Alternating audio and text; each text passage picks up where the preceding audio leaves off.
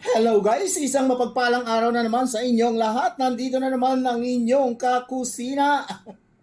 So ayan, nandito na naman tayo sa aking mahiwagang kusina. So alam niyo na kung anong gagawin natin. Siyempre, nasa kusina. Alam nga naman mag-drive tayo, nasa kusina tayo. Charot lang, charot.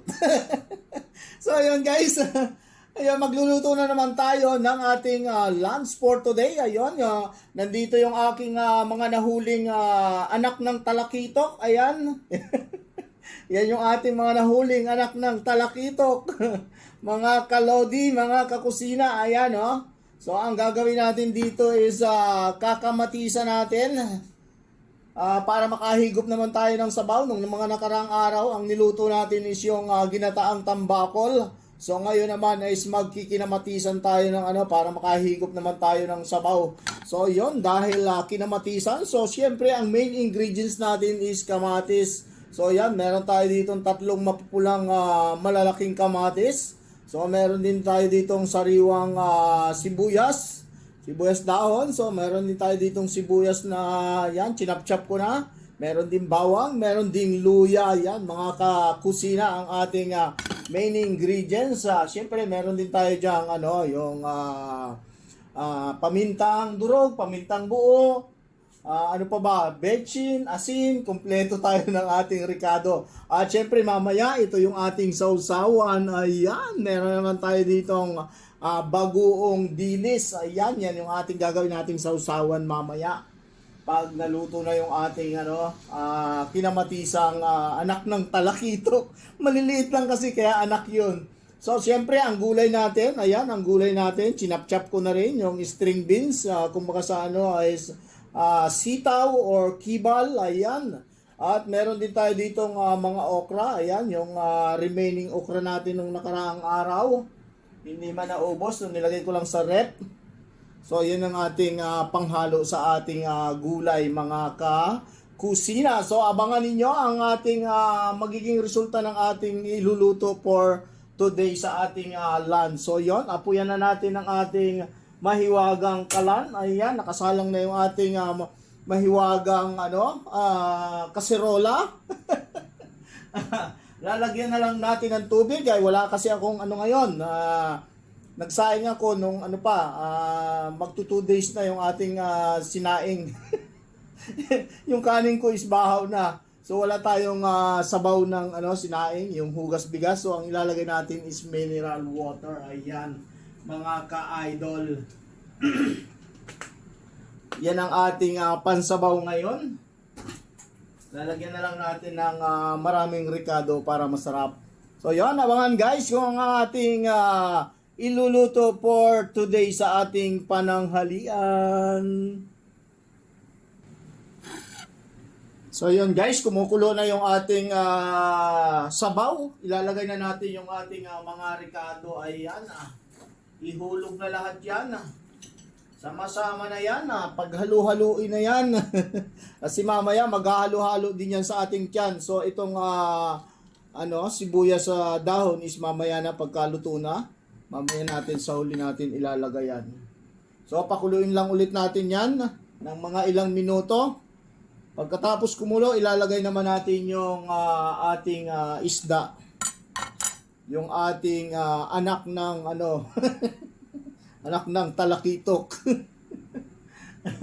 So hintay-hintay lang natin mga kalodi, mga kakusina. Yan, ng aking kusina, marami. Punas-punas lang. So ayan na guys, kumukulo na yung ating mga ricado. Ilagay na natin ang isda. Ayan.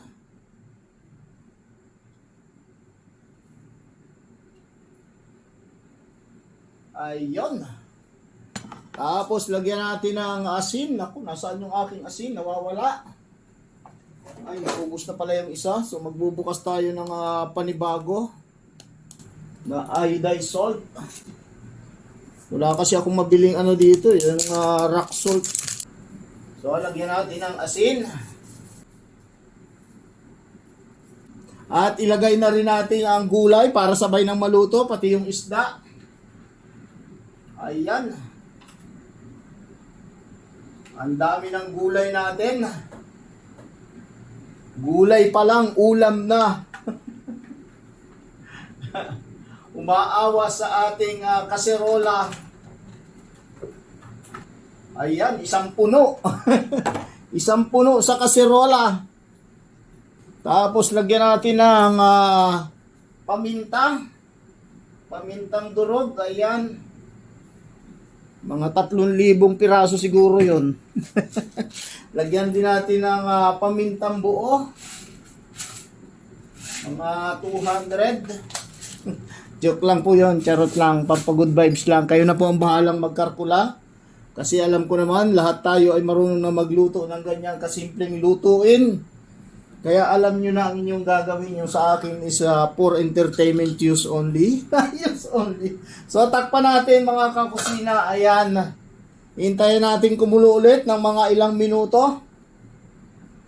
Maya-maya ay balikan na natin yan. At habang naghihintay tayo ng ating niluluto, gumawa na tayo ng sausawan. Ayan, yung ating sausawan, dilis, bagoong na dilis. Ayan, mga ka-idol, konti na lang. Isang timpla na lang pala to. Isang, ayan, sinagad na. Ubos na pala. Kailangan na pala nating bumili ulit ng panibago. So, yon, meron tayo ditong sili na pampasarap ng ating sausawan. Hiwain muna natin to. Hindi ko pa pala to nahiwa eh. So, ayan. Gawa na tayo ng ating sausawan. Ayan.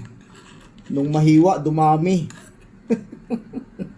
Tapos, hiwaan natin ng isang lemon. Ayan. Yung ating lemon. Ayan. Kalahati lang yung ating pigain. Ayun na. Pwede rin nating lagyan ng hiniwang sibuyas dahon. Separate natin tong konting ano.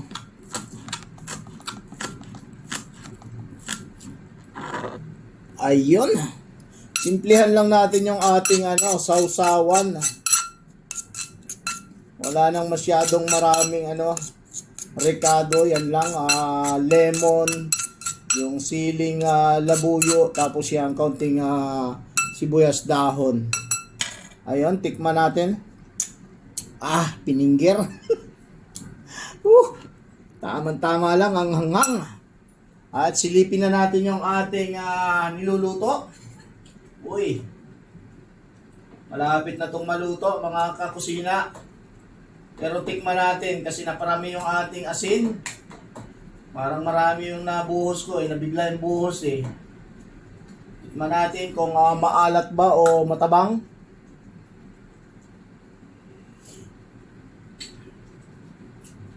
Pero tama-tama lang. Tama-tama lang ang lasa. Meron pa tayong sausawang bagoong pangit naman yung masyadong maalat. May sausawan pa tayong bagoong. Baka naman makaapekto sa ating kidney pag sobrang alat. So tama-tama lang 'yan. So maya-maya sintensyahan na natin 'yan, mga kakusina. Ilagay na rin natin ang sibuyas dahon. Ayan, ibinuhos na. Tapos takpan lang ulit natin ng sandali. Punasan natin yung mga nagtatalsikan dito sa ating kalan para hindi naman halatang marumi. Ayan, silipin natin ang ating niluluto. Kung ano ba ang nangyari. Ayan na, mga kakusina. Pwede na yan. Sintensyahan na natin yan. Kung pasado ba sa panlasang Pinoy. Patayin muna natin ang apoy. Ayan. Itingnan natin kung pasado na ba to sa ating panlasa.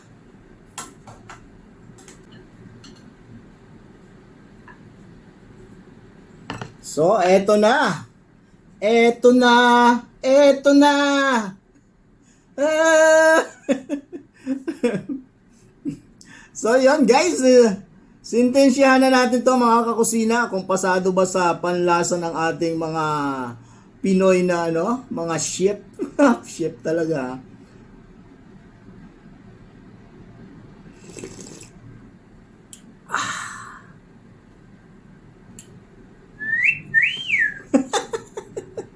Panalo. Tama-tama lang ang lasa mga kakusina. Ayan oh, ang okra. Pero mainit. Isawsaw natin sa ating bagoong na may sili, na may lemon.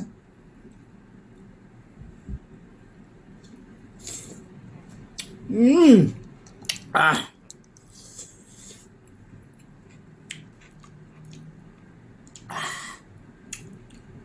Panalo. Sitaw, ayan.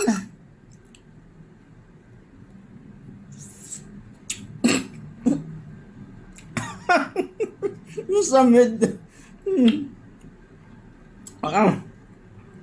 Sarap.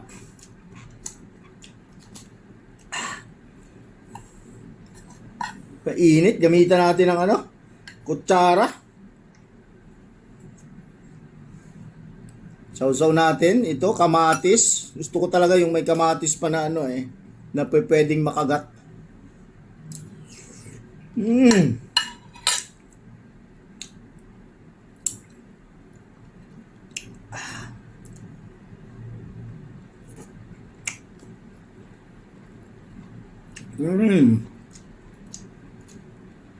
At yon, sintensya na natin tong ano, anak ng talakitok. Anak ng talakitok.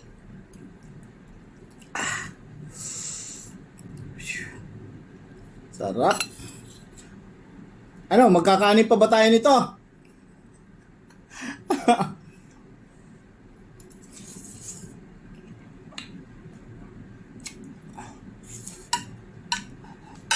Wow!